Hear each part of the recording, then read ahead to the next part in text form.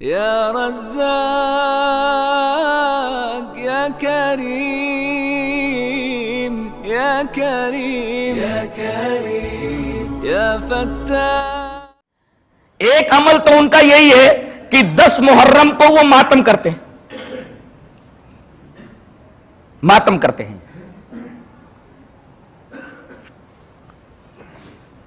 ماتم کب سے شروع ہوا؟ 291 سال کے بعد۔ کس کے 291 سال کے بعد؟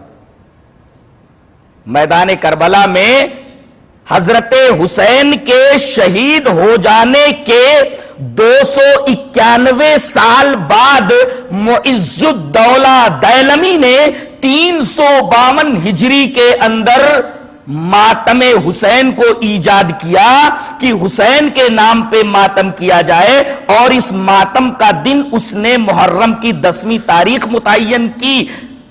ظاہر ہے کہ کربلا کے واقعے کے 291 سال کے بعد سن 352 ہجری کے اندر معز الدولہ دیلمی جب ماتم حسین کو ایجاد کرتا ہے، اس کا مطلب یہ ہوا کہ اس سے پہلے یہ چیز نہیں تھی اور اس کو یہ دین شمار کرتے ہیں۔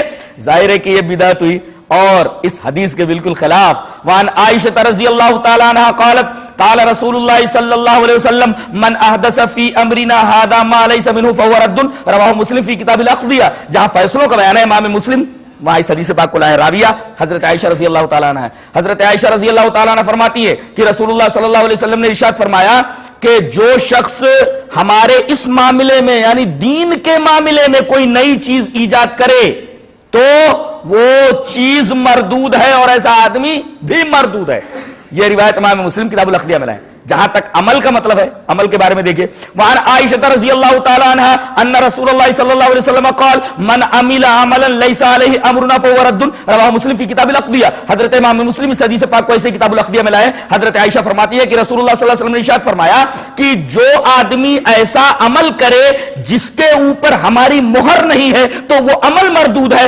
ظاہر ہے کہ یہ نبی کے زمانے کے بہت بعد ایجاد ہوا اور اس کو یہ لوگ عبادت کہتے ہیں، دین سمجھتے ہیں۔ ظاہر ہے کہ یہ دین میں ایک نئی چیز ہے جو نبی کے زمانے میں نہیں تھی، صحابہ کے زمانے میں نہیں، بدعت ہوئی اور اس بدعت کو یہ عبادت کہتے ہیں۔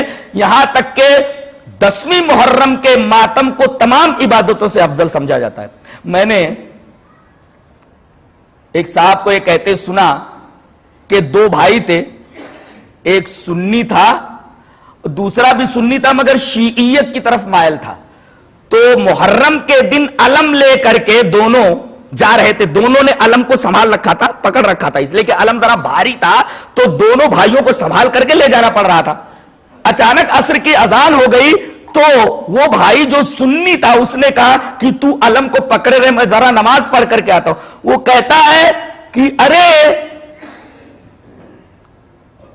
اس کو چھوڑ کر کے تو نماز پڑھنے جائے گا؟ اتنی بڑی عبادت کو چھوڑ کر کے تو نماز پڑھنے جائے گا؟ اللہ، اس کا مطلب یہ ہوا کہ یہ علم اٹھانا یہ نماز پڑھنے سے بھی اعلیٰ اور افضل کام ہے۔ انہوں نے اس بدعت کو ایک بہت بڑی عبادت کا درجہ دے دیا ہے جو ان دونوں حدیثوں کے تناظر میں بدعت ٹھہرتی۔ اور اس ماتم کے اندر یہ اپنے سینوں کو پیٹتے ہیں، سینہ کوبی کرتے ہیں، اپنے کپڑے پھاڑتے ہیں، گالوں کے اوپر تماچے مارتے ہیں۔ یہ تمام حرکتیں جائز ہیں؟ آئیے یہ حدیث دیکھتے ہیں۔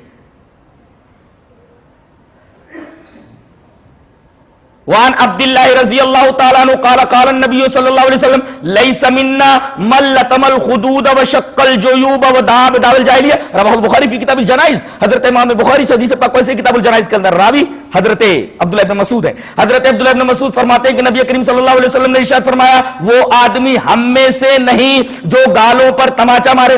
کچھ عورتیں بھی توبہ کرتے وقت کہتی توبہ توبہ توبہ توبہ، یہ گالوں پر تماچا نہیں مارنا چاہیے، تو وہ ہم میں سے نہیں جو گالوں پر تماچا مارے، وہ شکل جیوب جو اپنے گریبان کو چاک کرے، اپنے گریبان کو پھاڑے، وہ داول جاہلیہ اور جاہلیت کی پکارے۔ یہاں دیکھیں سینہ کوبی، کپڑوں کو پھاڑنا، گالوں پر تماچے مارنا، جاہلیت کی پکارنا، جیسا کہ یہ سب کچھ ماتم کے نام پہ ہو رہا ہے، اس حدیث کی روشنی میں ناجائز ٹھہرتا ہے۔ نبی کریم صلی اللہ علیہ وسلم فرمایا ایسے لوگ ہم میں سے ہیں ہی نہیں، ان کا دوسرا پلیٹ فارم ہو سکتا ہے، اسلام کا پلیٹ فارم نہیں ہو سکتا جو اسلام میں لے کر کے آیا ہوں۔ اسے امام بخاری کتاب الجنائز کے اندر لائے۔